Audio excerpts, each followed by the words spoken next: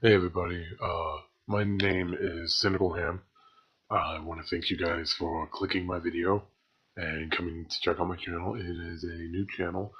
I just started today, February 2nd, 2017.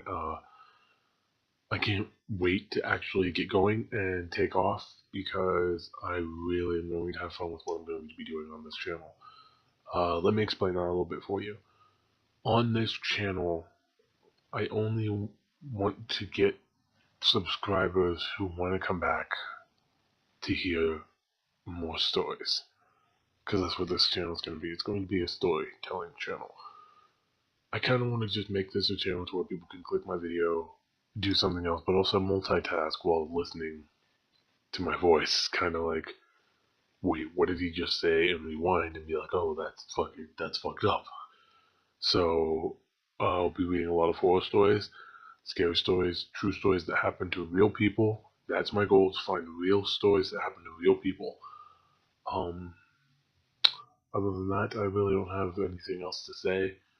Like I said, my name's Singleham, and I'm going to have a blast reading stories for you guys. But with that being said, let's go ahead and get right into the video with a few ghost stories, shall we?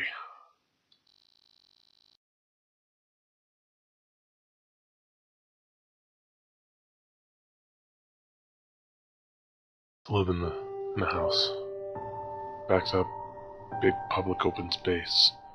There's a hiking trail. Lots of joggers and people walk their dogs there. Anyway, one night I kinda was having a creepy dream that an old lady came into my room and was trying to get me to come outside. The dream woke me up, so I got some water, turned off my fan because it was really cold in my room all of a sudden, and then I fell back asleep. I went right back into the same dream with that old lady coming in my room and calmly just saying, "You have to go outside right now." I kept telling her no, it was too cold. I woke up again and my fan was on. I figured I must have just thought I turned it off, or the button got stuck, so I got up and turned the fan off yet again. And then I laid my head back down and went back to sleep. This time, I had the exact same dream, except she was much older looking in this one. She was really, really crotchety. She was yelling, "Go outside! You must go outside!" I got up in the dream and followed her to the hallway. When I got to the hallway, she wasn't there. And then I woke up, and I was actually standing in the fucking hallway. I was never a sleepwalker, and I never walked around in my sleep before this. Also, my fan was on when I went back into my room again. At this point, I was freaked out, so I got something to eat and watched a couple of hours of television downstairs. I went back to bed around 5 or 6. The dreams didn't come back.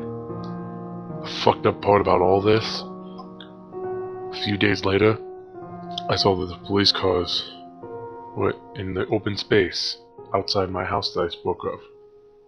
When I asked my mom what happened, she said they had found an older woman who was reported missing a few days before. She must have had a heart attack or a stroke or something, right on that trail by my house. They found her body.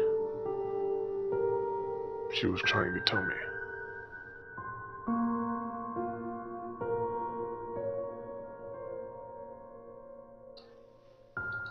It was a normal Friday afternoon. I just got off work. It was about 9:30, 10 o'clock. I was driving home. I work at this stupid factory. But I'm not a factory worker. I'm just a security guard. But anyway, I was driving home from work that night when I see a little girl on a tricycle riding across the street. This was really weird because it was in the middle of nowhere. And she was riding towards the woods that just drop off into a creek. I hit my brakes as hard as I could and skidded to avoid her. I walked over to where I thought she fell in. I see no one. A cop soon pulls up and asks me what am I doing. I tell him he was the person I really needed. I was still in my security uniform from work at this time. I tell him I saw the little girl riding her tricycle across the street, heading into that area and then he just dropped off. He then tells me right away that I see what some other drivers here see. It was more than 40 years ago that a child was killed riding a tricycle across that section of the road.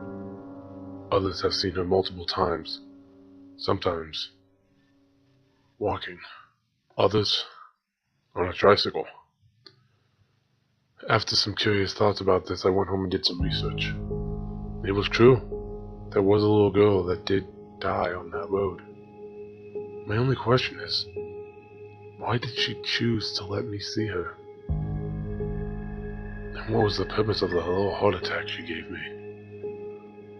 I might never know these answers, but I do know one thing for sure. I'm forever terrified of tricycles.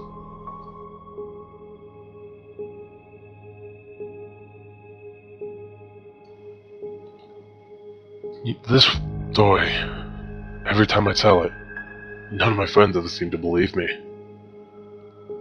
It was just a normal Wednesday afternoon. I was just sitting in my room, after getting out of work, on the second floor. My little brother was downstairs watching TV. Our dog was in the hallway just outside my door sleeping like he always does. All of a sudden, my dog starts making all kinds of racket, jumping around, barking, clinking nails, howling. I go to get up to see what it was. I look at him and I say, "What's up?" I see nothing. But then I hear, "Oh, that's a good girl," in a male's voice. It didn't sound like my little bro. So I go, "Oh, you're home early," thinking it was my dad, or one of my dad's friends. Soon, as I'm out there was no one at all, but the dog wagging her tail staring up at me. My little brother comes upstairs to yell at me for getting the dog all riled up. He said he heard the same voice thinking it was me or my dad. We did once more look over the house with my butterfly knife and his BB gun, and there was nobody. Still, this gives me the spooks to this day. Who did I hear? But more importantly, what did my dog see?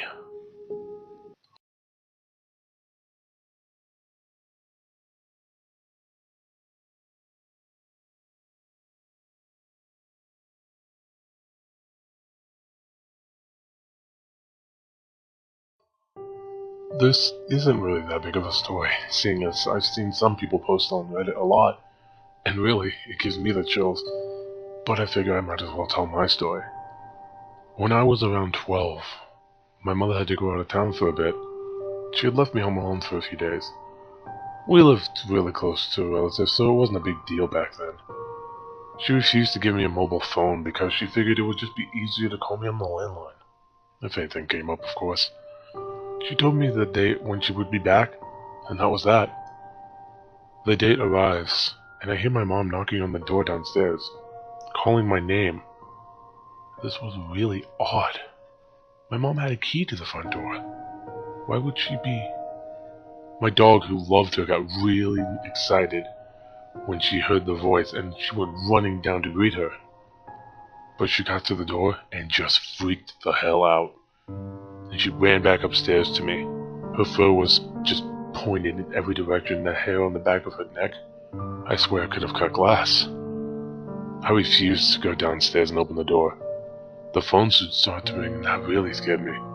But then the knocking stopped. I picked up the phone to hear my mom say, "Hey, I'm sorry. I have to stay one more day here. I'll head home tomorrow. Be good, and don't forget to let the dog out, okay?" She hung up before I could say anything. It really scares me to this day. Someone, or something, pretended to be my mom. But that didn't fool my dog.